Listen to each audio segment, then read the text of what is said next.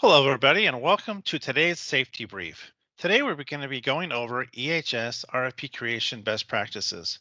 Congratulations. If you've gotten to the place where you're looking at this presentation, it means your organization is probably seriously considering a digitization of their health and safety and environmental practices.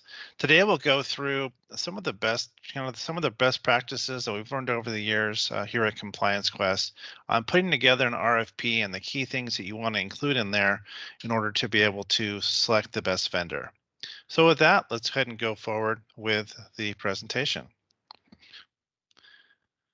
So components to your RFP that we'll be going through today is over kind of the introduction, outlining your RFP process, your prospective vendors. You're going to go through your platform requirements, then your business requirements. Then you want to give them a good idea of your evaluation criteria. And then from there, we'll go through where you can get some more information. Okay, so first off, outlining your RFP process for the prospective vendors. In this first section of the RFP, you're going to describe your organization. You're going to tell them the purpose of your project, high-level outcomes. You're going to describe your solution, probably provide some process diagrams around your key safety and environmental health processes. You'll give them some project dates that you're going to want them to hit from both sides. When you're going to distribute the RFP, your expectations of the vendor, when they can expect responses, when they can be shortlisted, and when you expect a vendor to be selected. You also ask them to provide their contact information. Next, you'll drill into what do you look for them needing from what do you need from a platform perspective. So you look through, is it on premise, is it a cloud solution, and then of that, where do they rank, what can they provide for you. So you go through some general application capability questions, then you'll go through and score their ease of use, look at their ability to collaborate between team members, between records, on reports. How can they provide and support mobile for your mobile devices and for your smartphones, for your tablets? What is the breadth of the reporting analytics capability? How easy is it for your team to create one-off reports? What is their search capability and the robustness, depth of their search? Does it have the ability to add AI to search capabilities? How does it manage users? How do you share records? How do you add users and also permission records? Is it able to handle translations? You got global workforce, different users in different countries. How is it able to integrate in with third-party systems, records, databases, regulatory bodies? And then you want them to outline their infrastructure and security of their platform.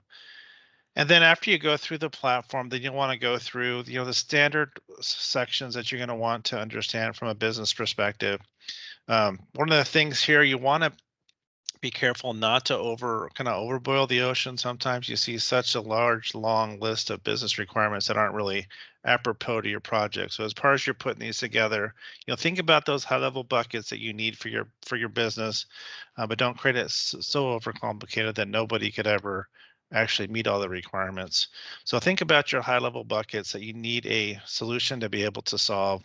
You're going to think about, incident management process. You're going to look at your risk management, environmental audits, inspections, document control, and training. So get together with your users and put together. These are the core aspects that we need for our system in order to effectively digitize everything that you're currently doing on paper, on spreadsheets, or in some type of a homegrown database. The next steps, let the folks that you're evaluating know your evaluation criteria and what you're looking for them to fill out. So you want them to tell you about their overall experience. You want them to share with you their success stories with similar projects and industries. Have them detail for you their implementation process, who the potential team members might be for the project, how easy is it to administer the app going forward, how extensible the platform, and then have them outline for you the overall return on the investment, more than just the cost for the subscription, the software and the implementation, but what's the expected return? Okay, so if you so yeah, so that's kind of it in a nutshell here, just kind of the 5-10 minute version. If you need more information on our creating our RFP templates, we do have a template that you can download for us. You can go to the ComplianceQuest website, go to ComplianceQuest/checklist. You go ahead and download that RFP template. Be glad to help you with that. If you need any additional information, feel free to reach out to us at ComplianceQuest. Here's our contact information in our general mailbox. We'll be glad to help you with your RFP process. Thanks for listening and have a great day.